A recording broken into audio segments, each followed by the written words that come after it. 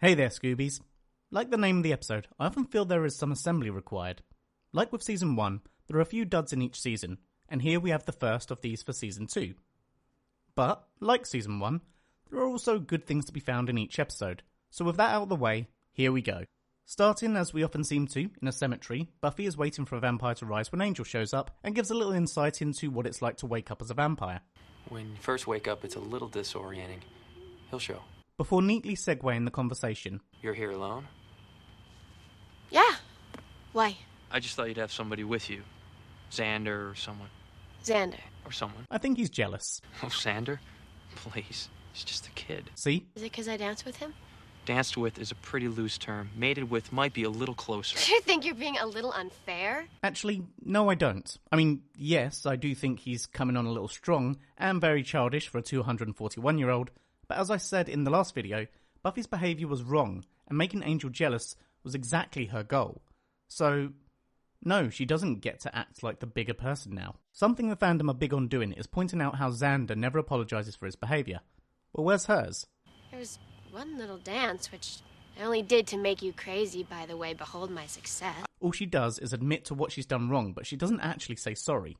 Anyway, that aside, I really like that there are some lasting effects from the previous episode, and that it wasn't just swept under the rug or forgotten about. They are interrupted by the vampire Buffy was waiting for, then continue to argue when Buffy stumbles on the mystery of the week. The following day, Buffy and Xander walking on Giles practicing on asking Jenny Calendar out. You idiot! Boy, I guess we never realized how much you like that chair. I like how succinctly Buffy is able to articulate what he needs to do. You just say, hey, I got a thing, you maybe have a thing, maybe we could have a thing. They berate Giles a little more before getting down to business. Now is it time to have a talk about the facts of life? You know, I'm suddenly deciding this is none of your business. You know, because that whole stork thing is a smokescreen. Now, before continuing, I just want to point something out. Angel and I took care of him. Angel. Xander's dislike of Angel is no secret, and there will be many references to this as the season goes on. I'm picking up on this because of the subtlety. All he does is say his name with a hint of disdain. This is something I will continue to point out as it comes up. Willow is at the science fair when a creepy guy takes her picture without asking, and we are introduced to his friend Chris. There is also some key exposition about how smart he is before Willow is whisked away. Guys, every year you win and I place second, so I just thought I'd see what I'm up against. Sorry to interrupt, Willow, but it's the bat signal. Okay, sure. And just in case there was any doubt, these were our body snatchers. It's funny that in making this video, I only just now actually realised that Cordy follows them straight into the library. Can't believe that I actually never noticed that before. Hello, can we deal with my pain, please? There. I like how they brush her off in this way. Up to this point, they have regularly shown how they loathe Cordy's lack of emotional awareness, while here doing the same. And what she was cut off from saying was important. I would have asked Chris to help me, but then that would have brought back too many memories of Daryl. Chris is the younger brother of a guy that she used to have feelings for. For Cordy, this is actually showing a little emotional depth and hints at some trauma in her past. The Scoobies go grave digging, and Buffy confides in Willow. I couldn't believe Angel. He was acting all jealous and he wouldn't even admit it. Jealous of what? Of Xander. Because you did that sexy dance with him? Am I ever gonna live that down? Nope. Good job, Willow. It may come across as me bashing on Buffy for making a mistake, but I think it's important our friends keep us in check. Buffy then brings up Cordy's pain, showing that she was listening, but choosing to ignore her. What was Cordelia's whole riff about painful memories? Who's Daryl? Then, when she does show some empathy, it's for Chris, not Cordy. And he broke Cordy's heart? Must possibly proving its existence. He died. Rock climbing or something, he fell. And that's lousy. Poor Chris. I think this is the second time in as many episodes I have been a little put off by Buffy's lack of empathy. Cordy has been stalked before realising it's Angel and they find another body part. The Scoobies get back and we get this. Angel. Xander. Angel. I love the awkward nature of this scene. I know, all I do is defend Xander, but just look at this. Tell me Angel isn't acting possessive. The rest of the scene plays out with them discussing theories, and I love going on this journey of discovery. Xander's mocking of Cordy continues, and she plays up to Angel. You have to go? Aw, too bad. Keep in touch. Bye-bye. I don't want to go alone. I'm still fragile. Can you take me? Buffy's face says so much. For me, this is the calmer moment from the previous episode, and what she admitted earlier. So much said without saying anything. But now that she's had this personal moment of being made jealous, the lessons being learnt, so to speak, I'll let her move on. As always, props to Sarah for the great performance. The Scoobies start checking out the lockers of their potential grave robbers and come across some damning evidence in Chris's locker. Transitioning to our boys, we see they may soon be upgrading to murder. Why would anybody want to make a girl? I mean, when there are so many pre-made ones just laying around? The things we do for love. Love has nothing to do with this. Maybe not, but I'll tell you this. People don't fall in love with what's right in front of them. People want the dream, what they can't have. The more unattainable, the more attractive. Notice when it comes to the matters of the heart, Xander stops joking for once and instead gives some genuine insight.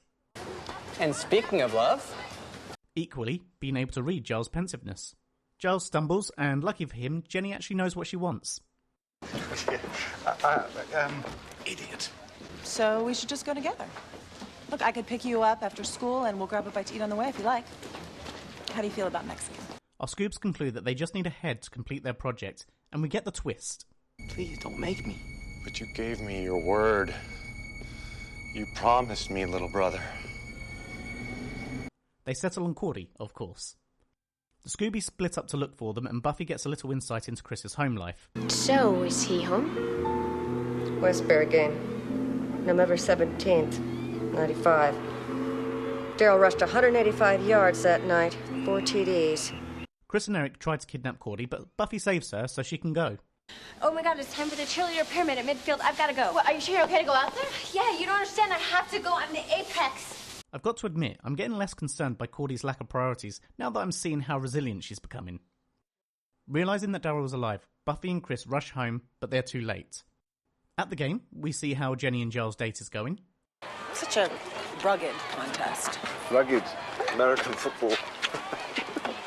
And that's funny because? No, I just think it's rather odd that a nation that prides itself on its virility should feel compelled to strap on 40 pounds of protective gear just in order to play rugby. I love the contrast of a middle-aged British librarian scoffing at American football. Okay, just saying, we know that you guys have the padding because you are literally launching yourselves at each other head-on, alright? But it is just a spot of rugby. Xander and Willow show up to ruin their date. Did you just say date? You noticed that, huh?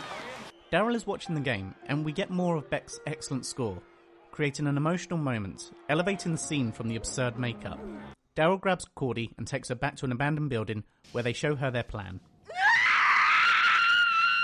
Of course she's going to scream, anyone would, but more so for Cordy. Like in the episode Out of Mind, Out of Sight, Marcy plans to disfigure her. In this case, they look to take it a step further. As we mentioned early on, one of the show's themes was School is Hell, and we are beginning to see what that looks like for Cordy. Buffy makes it in time to stop them, but in the fight they manage to start a fire.